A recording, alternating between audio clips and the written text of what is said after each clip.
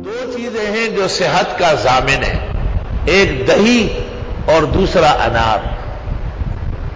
پھلوں میں انار اور دیگر خوراک میں دہی جیسے خوراک نہیں ہے۔ آپ دہی کھاتے ہیں الحمدللہ 20 کونڈے آپ کے لیے جمتے ہیں، اس لیے آپ کو کوئی پیاس نہیں لگ رہی۔ مجھے خود نہیں لگ رہی، یہ تو 3 گھنٹے اگر 6 گھنٹے بھی پڑا ہوں پیاس نہیں، کہ میں سب سے پہلے سحری میں اہل خانہ جب سحری لاتے تب سب سے پہلے دہی لے آتے، اور دہی کا ایک پورا بٹھل جو ہے نا وہ پانی کی طرح غڑپا غڑپا غڑپا بسم اللہ پڑھ کر شفا کی دعائیں کر کے اس کو پی لیتا ہوں۔ پھر سالن روٹی کھائے نہ کھائے وہ مرضی آپ کی، یہ سحری کافی ہے آپ کے لیے۔ اور یہ دہی تمام فاسد مادے کاٹتی ہے، یہاں تک کہ وزن تک کو کم کرتی ہے۔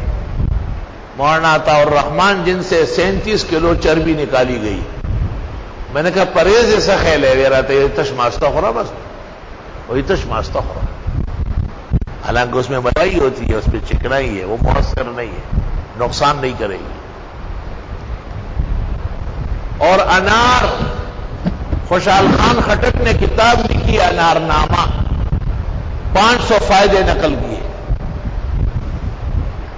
آخر میں لکھتے ہیں مجھے تعجب ہے کہ جب اللہ نے انار پیدا کیے اور دنیا میں انار ملتے ہیں پھر لوگ مرتے کیسے ہیں؟ اس میں تو موت کا بھی علاج ہے۔ پھر لکھتے ہیں وَأَمْرُ اللَّهِ مَفْعُولًا، اللہ کا فیصلہ نہیں بدلتا، اس کو کوئی چیز نہیں روک سکتی، اگر کوئی روکتی تو وہ انار ہوتا۔ دا تراوی دخوگون لا بہتر دی، دا تراوی دخوگون لا بہتر دی، اور یہ کٹے انار میٹھے سے زیادہ بہتر ہے۔ میٹھے میں تو شوگر ہائی ہوگی، کٹے میں ڈاؤن ہوگی۔ دا تراوی دخوگون لا بہتر دی۔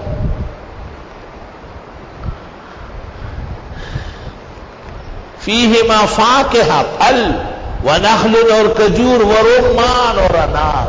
وہ ایک دن ان کے لیے انار لاؤ بھائی، پتہ نہیں ہے یا نہیں، آج کا موسم ہے، کہیں سے نکل آئیں گے۔ اور ایک طالب علم کو میں نے کہا اب وہ جہانگیر میں بہت بڑا پرنے خان بنا ہوا ہے، میں نے کہا لڑ شل کا انار دانہ راڑا کباب جوڑا گور کے، انار دانہ لے اور کباب بنتے، کتنا عقل مند طالب تھا۔ 3 انار لے آیا، میں 10 بیدی کی دانی نشتا، اس میں دانے ہیں نا، دا انار دیا گیا دانا دا اگر وہ سوزی اور وہ چیگی اور بے وہاں کباب کے چولے کی، لا الہ الا اللہ۔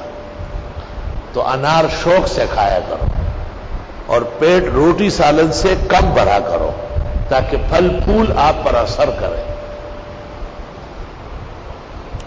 فَبِأَيِّ آلَاءِ رَبِّكُمَا تُكَذِّبَانِ۔ اور تبلیغی روایت ہے کہ ہر انار میں ایک دانہ جنت کا ہے۔ ہو سکتا ہے کئی روایت میں ہو، تبلیغ والے سارے جھوٹ نہیں بول رہے، روایت ہے ان کے بزرگوں نے ڈھونڈ ڈھونڈ کے بیان کی، کوئی ایک روایت ایسی ہے جس میں کمی زیادتی ہے۔